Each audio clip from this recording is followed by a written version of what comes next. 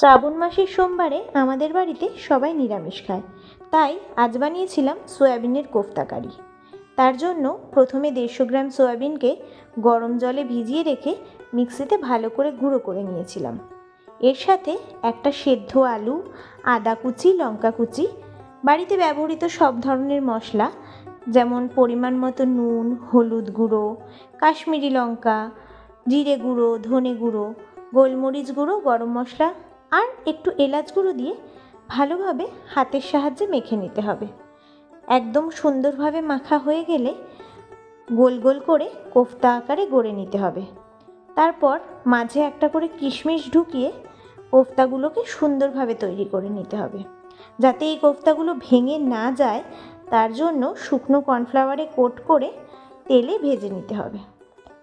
এরপর তৈরি করতে হবে কারি তৈরি করবার জন্য কড়াইতে সর্ষের তেল বা সাদা তেল, আমি সাদা তেলই ইউজ করেছি, সাদা তেল দিয়ে তার মধ্যে গোটা গরম মশলা ফোড়ন দিয়ে আদা, কাঁচা লঙ্কা ও টমেটোর পেস্ট দিয়ে দিতে হবে।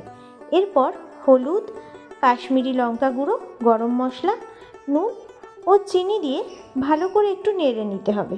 কিছুটা কষা হয়ে এলে এর মধ্যে দিয়ে দিতে হবে ফ্যাটানো টক দইটা একটু মিশে এলে কাজু, কিশমিশ এবং চারমগজ বাটা ওপর থেকে দিয়ে দিতে হবে।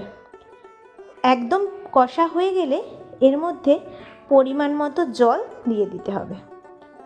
ঝোল ভালো করে ফুটে এলে একে একে কোফতাগুলো দিয়ে হালকা ফুটিয়ে নিলেই তৈরি হয়ে যাবে সয়াবিনের কোফতা কারি। ব্যাস, আর কি।